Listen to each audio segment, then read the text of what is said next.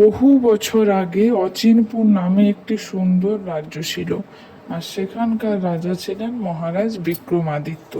খুব সুখে শান্তিতে সমৃদ্ধিতে তিনি ভালোভাবেই তার রাজ্য পরিচালনা করছিলেন। তার একমাত্র কন্যা হলেন ইন্দুমতি। একদিন মহারাজ ইন্দুমতিকে ডেকে বললেন, শুনেছ রাজকন্যা, তুমি তো এই রাজ্যের কোনো কিছুই চেনো না, আর তোমার মা মারা যাওয়ার পর থেকে তো তোমার সাথে যাওয়ার মতো কেউ নেই। তাই আমার মনে হয় তোমার পোষা টুনটুনি পাখির সাথে তোমার আজকে এই রাজ্য ঘুরে দেখা উচিত। কি বলো তুমি? ঠিক আছে পিতা, আপনি ঠিকই বলেছেন। তাই আমি আর দেরি না করে আমার পোষা এই টুনটুনির সাথে আজকেই আমাদের এই রাজ্য ভ্রমণ করতে চাই। আপনার কোনো আপত্তি নেই তো পিতা? না রাজকন্যা, তুমি যাও তোমার প্রিয় টুনটুনি পাখির সাথে, কিন্তু হ্যাঁ, তুমি কিন্তু সূর্যাস্তের পূর্বেই ফিরে এসো, না ছাড়া আমি কিন্তু চিন্তিত হয়ে পড়বো রাজকন্যা। ঠিক আছে পিতা, আমি শীঘ্রই ফিরে আসব। এই বলে রাজকন্যা তার প্রিয় টুনটুনির সাথে বেরিয়ে পড়লেন। টুনটুনি পাখিটি তাকে পুরো রাজ্য ভালোভাবে ঘুরিয়ে দেখাতে লাগলো। তখনও প্রায় সন্ধ্যা হব হব সেই সময়। খুব সুন্দর মনোরম দৃশ্য দেখতে দেখতে রাজকন্যা আর টুনটুনি পাখি এগিয়ে গেল।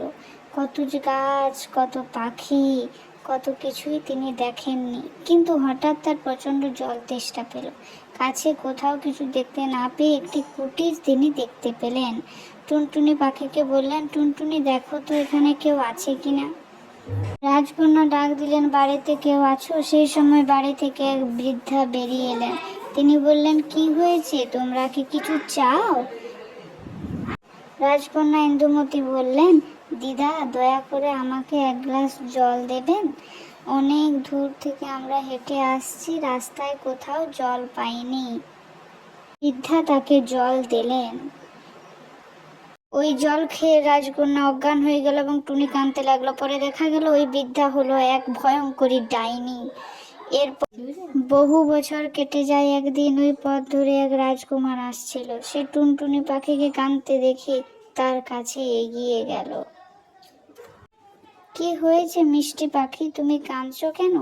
টুনি তাকে তার সমস্ত ঘটনা বলল, যে কিভাবে রাজকুমারী এবং সে এই জঙ্গলে এসে উপস্থিত হয়, কিভাবে বৃদ্ধা তাদেরকে জল দেওয়ার পরে রাজকুমারী অজ্ঞান হয়ে যান, রাজকুমারীকে সে বন্দি করে রাখে। আর ওই বৃদ্ধা আর কেউ নয়, সে হলো মানবরূপী এক ভয়ঙ্করী ডাইনি। সমস্ত কথা রাজকুমারকে সে বলে এবং হতাশায় ভেঙে পড়ে। রাজকুমার তার সমস্ত কথা শুনে সেই পাখিটিকে সাহায্য করতে উদ্যত হন। তিনি তাকে বললেন, তুমি চিন্তা করো না মিষ্টি পাখি, আমি তোমার প্রিয় রাজকুমারীকে ঠিকই ওই ডাইনির হাত থেকে উদ্ধার করব, আর আমরা সবাই একসাথে তোমাদের রাজ্যে মহারাজার কাছে যাব, আর তার একমাত্র কন্যাকে আমি তার হাতে তুলে দেব।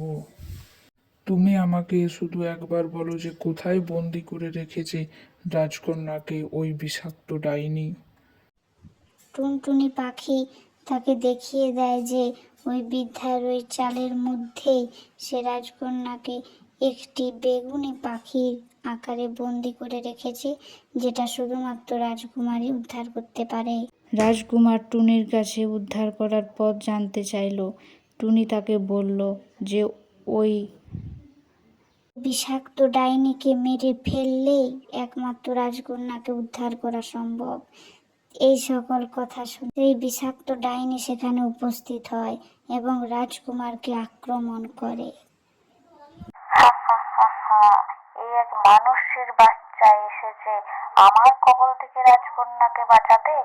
এরপর তাদের মধ্যে প্রবল যুদ্ধ শুরু হয়। রাজকুমার তার তরোয়ালের কোপে ডাইনিকে শেষ করে দেয় এবং সেই বেগুনি পাখিটির দিকে এগিয়ে যায়। রাজকুমার তারপর সেই পাখিটিকে রাজকন্যায় রূপান্তরিত করেন।